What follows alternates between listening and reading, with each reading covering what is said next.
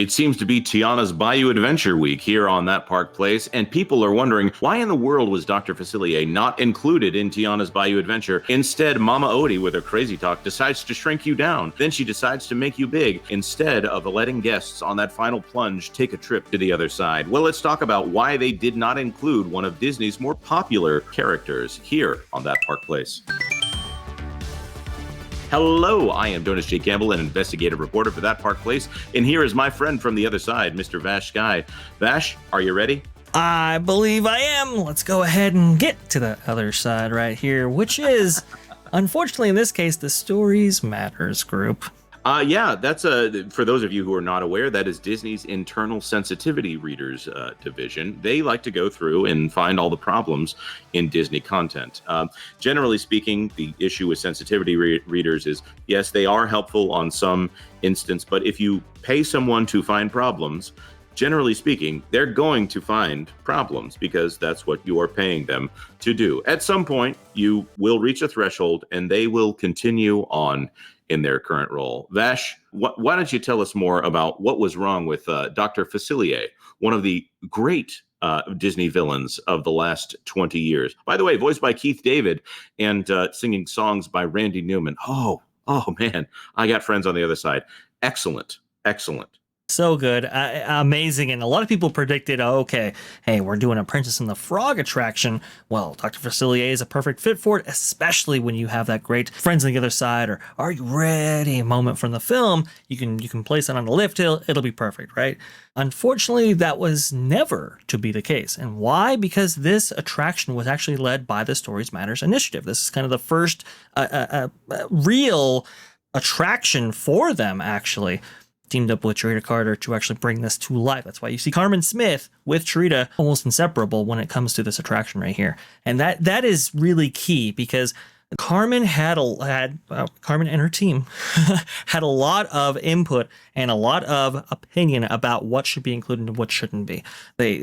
She was very clear about making this the most authentic attraction that you can possibly have, the most culturally sensitive attraction that you could possibly have. And unfortunately, Dr. Facilier didn't fit within that framework. Why? Well, it's his association with voodoo. And you can actually see that reflected right here in this Disney Parks blog post. This is by Carmen Smith, Senior Vice President, Creative Development, Product Content, and Inclusive Strategies right here. That's her full title across the top there. And this was when they were hyping up the fact that Mama Odie was going to appear in animatronic form, specifically on that kind of final lift hill, as you can see right there. This scene looks somewhat like they represented it. The bottles don't glow, and people have asked questions about, like, ooh, what was in those bottles to accrue that many of them?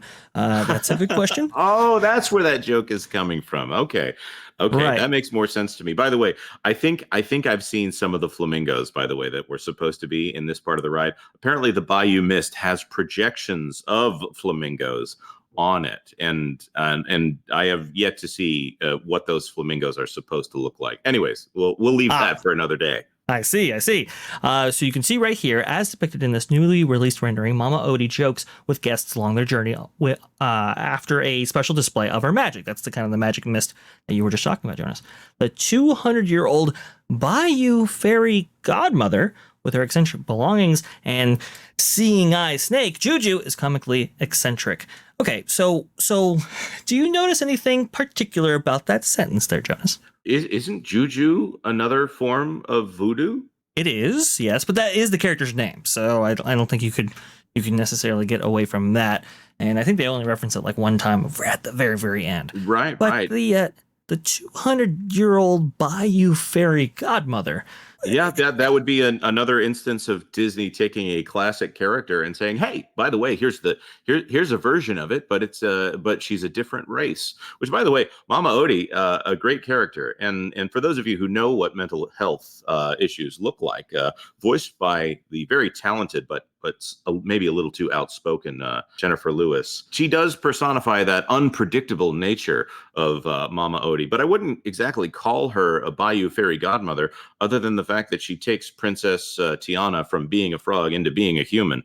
But now she's cursing people the way that Dr. Facilier did. If she were your patron, if she were your god, she would be a trifling god that takes away and gives back and takes away again in unusual ways. I don't know. She's a little crazy, as opposed to that fairy godmother in Cinderella that is just trying to get you to have a lovely evening at the ball. That's a great description of it. And you can see right here, this is kind of her Disney Wiki page. Okay, I understand it's not official, but for years, ever since this character made their illustrious debut in the original Princess and the Frog film from 2009, she has been always referred to as the voodoo queen of the Bayou, or a voodoo priestess.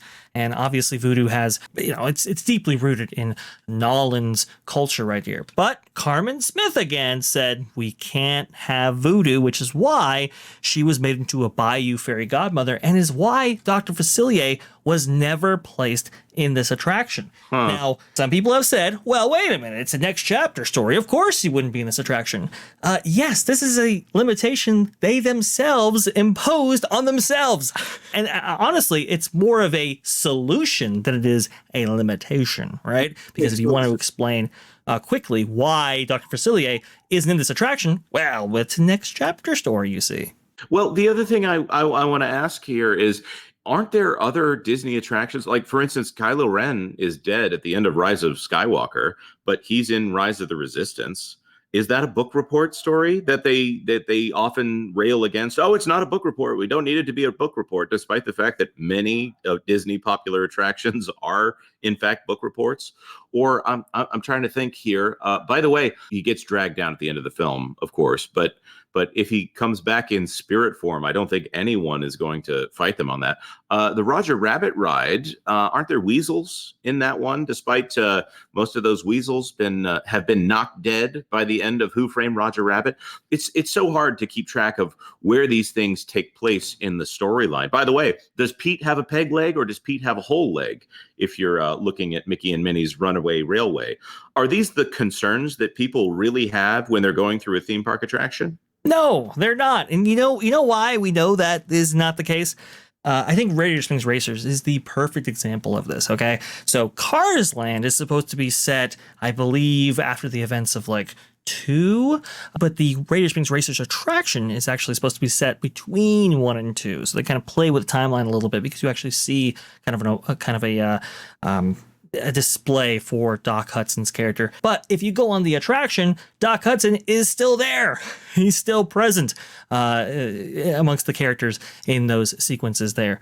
So now let me ask you, when they did the Jedi Academy training, did they only use dead Sith, or did they also use Darth Vader and Kylo Ren? Or when they do Star Tours, is it only dead characters when they do Star Tours, or is it only live characters? I'm so confused as to how all of this goes. No, they play around with it. So, like, for example, Star Tours, I think the time period where that was supposed to kind of be set at was I believe it was like between the prequels and the original trilogy is when that original time period was.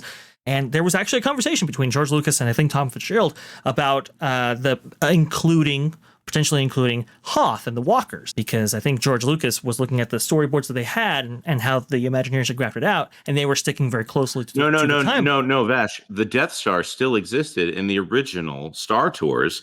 Therefore, people are going to be confused, and they'll say, wait a second. I don't want to be doing this epic part of the movie because I'm supposed to be inserted into this adventure, and it takes place after the movie. So why is this Death Star here on this ride about this movie that I love? Yeah, I mean, that's how absurd I think the Imagineers at the time were taking it. And George Lucas was like, "Hey, where's the Hoth? Where's the Walkers?" And it's like, well, it doesn't really fit with the timeline. He's like, who cares? Like, this is George Lucas. This is his franchise. This is his story. And he was like, nobody cares about this. They just want to be entertained.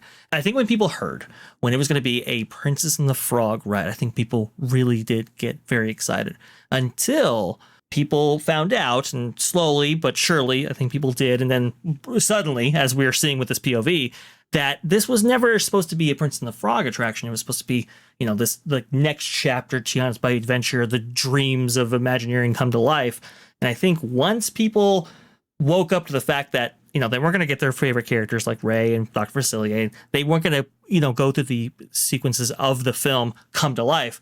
I think that's when a lot of people were like, you know what, this wasn't as amazing as it could have been, should have been, and everybody deserved a lot better. No, this is a fair point here. I don't think anyone cares what happens after the movie, because if they cared what happened after the movie, they should make a sequel to the movie and just put it in theaters.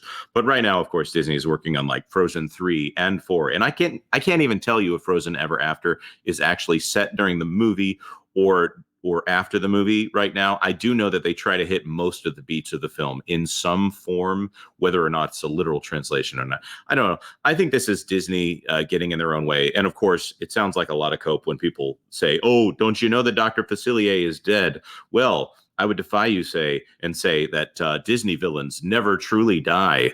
Sometimes they do fall off of large cliffs, though, and you don't necessarily see whether or not the huge rock falls onto them. And that's the kind of the tragic thing, because Dr. Facilier was very beloved by the audience. I mean, he's been a staple at Halloween events and so forth. And people, have said, oh, wait a minute, but he's here. It's like, yes, he is. But even that is starting to be pulled back and diminished.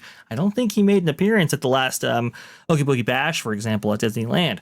So they're starting to kind of strip that away because of this cultural sensitivity here. And honestly, this impacts the entire attraction. These are the limitations that the Imagineers placed on themselves when telling the story. It's like, okay, well, we have to make it a salt dome. We have to make it very authentic to New Orleans culture. We have to, do all of these things. We have to literally checkbox all of these things. And you get this creation from committee that is not special, memorable, and not as good as it should have been, like I said before. That's a very good point. There was something that was said during the production of Dead Man's Chest, the sequel to Pirates of the Caribbean, and facial motion capture being used for Davy Jones. The strength of that performance is because they took it out of a committee, because a committee gets to decide what a VFX shot is going to look like, but because there's several managers who get to decide what the performer looks like when they're doing that, as opposed to going to, well, what did Bill Nighy do when he was playing Davy Jones? It takes it and puts it in the hands of the artist as opposed to the committee. But that being said, we want to know your thoughts. Should Disney have put Dr. Facilier in this ride? And how many times should they have done it? Let us know your thoughts on this entire situation in the comment section down below. And of course, if you haven't at this point, consider subscribing to That Park Plays for all the news that should be fun. Thanks for watching That Park Plays News. For more information, consider checking out www.thatparkplace.com. And don't forget to subscribe, share, like, and send this out on your favorite social media accounts.